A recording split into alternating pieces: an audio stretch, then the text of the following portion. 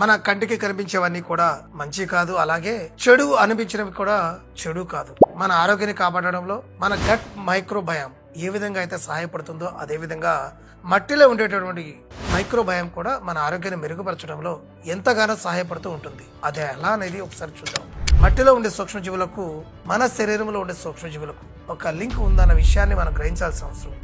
అసలు ఆ లింక్ ఏమిటనేది చూసినట్లయితే ఒకప్పటి జనరేషన్ వాళ్ళు మట్టితో మమేకం అయిపోతూ 100 ఏళ్ళు ఆరోగ్యంగా బతికేవాళ్ళు. ఆ రోజుల్లో మట్టికి మనిషికి అటువంటి రిలేషన్ ఉండేది. కానీ ఈ జనరేషన్ వారు మాత్రం మట్టిని ఒక డర్టీ ఐటెం గా చూస్తూ ఉన్నారు. మరి మట్టి ప్రపంచంలో అన్నిటికంటే కాంప్లెక్స్ మైక్రోబయామ్. మట్టిలో ఉండేటటువంటి సూక్ష్మజీవుల సమూహం ఒక ప్రక్క తమను తాము రక్షించుకుంటూనే మరో ప్రక్కన మొక్కలకు కూడా వాటిని రక్షిస్తూ సంరక్షిస్తూ కాపాడుతూ ఉంటుంది. మరి మన శరీరంలో ఉండేటువంటి గట్ బ్యాక్టీరియాకి మట్టిలో ఉండేటువంటి బ్యాక్టీరియాకి మధ్య చాలా విలువైన సంబంధాలే ఉన్నాయి. ప్రకృతి మనకు ఇచ్చినటువంటి వాటిలో చెడ్డదంటూ ఏది లేదు కాబట్టి మట్టి కూడా మనకు అనేక విధాలుగా మేలు చేస్తూ ఉంటుంది.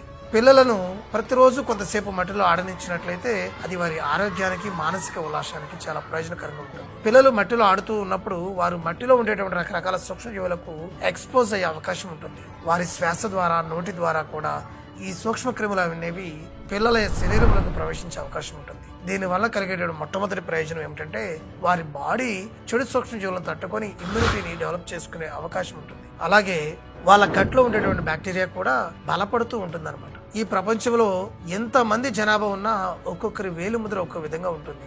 అలాగే ఈ గట్ మైక్రోబయం కూడా ఒక్కో మనిషిలో ఒక్కో విధంగా ఉంటూ ఉంటుంది. అది వారు పుట్టిన పరిస్థితులు, వారు పెరిగినటువంటి వాతావరణం, వారు తినేటటువంటి ఆహారాలపై ఆధారపడి ఉంటుంది అనమాట. ఇది అలాగే మన బాడీలో ఉండేటువంటి బ్యాక్టీరియా, మట్టిలో ఉండేటువంటి బ్యాక్టీరియా ఈ రెండు కూడా ఒకే కోవకు చెందినవేనని కూడా మనం చెప్పుకోవచ్చు. ఉదాహరణకు ఫెర్మిక్యూట్స్, అట్లానే యాక్టినో బ్యాక్టీరియా, బ్యాక్టీరియో డేట్స్, ఇవి మనిషిలోని మట్టిలోను కూడా ఉండేటటువంటి బ్యాక్టీరియా రకాలు. అసలు మట్టిలో ఉండేటువంటి బ్యాక్టీరియా మన ఆరోగ్యానికి ఏ విధంగా సహాయపడుతుంది ఈ విషయాన్ని ఒకసారి పరిశీలించినట్లయితే 2004లో లండన్ కు చెందినటువంటి ఒక ప్రఖ్యాత డాక్టర్ తన దగ్గరకు వచ్చినటువంటి ఒక లంగ్ క్యాన్సర్ పేషెంట్ కు మైకోబాక్టీరియం వ్యాకే అని మట్టిలో ఉండేటువంటి ఒక రకమైన బ్యాక్టీరియాని ఇంజెక్ట్ చేయడం జరిగింది. అలా చేయడం వలన ఆ వ్యక్తి క్వాలిటీ ఆఫ్ లైఫ్ పెరిగిందని ఆ డాక్టర్ తన రీసెర్చ్ పేపర్స్ లో వెల్లడించడం జరిగింది. మట్టిలో ఉండేటువంటి బ్యాసిల్లస్ కోవాగులస్ అనే ఒక బ్యాక్టీరియా వల్ల డయేరియా, మలబద్ధకం వంటి ఈ గట్ సమస్యలు తగ్గుతాయని వారు నిర్వహించినటువంటి 9 రకాల క్లినికల్ ట్రయల్స్ లో నిరూపించడం జరిగింది. అలాగే మట్టిలో ఉండేటువంటి బ్యాసిల్లస్ రకానికి చెందిన ప్రోబయోటిక్ బ్యాక్టీరియా వల్ల ఈ గట్ మైక్రోబయం ఆరోగ్యంగా ఉండడమే కాకుండా లీకీ గట్, అట్లానే ఇన్ఫ్లమేషన్ వంటి సమస్యలను కూడా తగ్గించే అవకాశం ఉందని తన పరిశోధనలో చెప్పడం జరిగింది.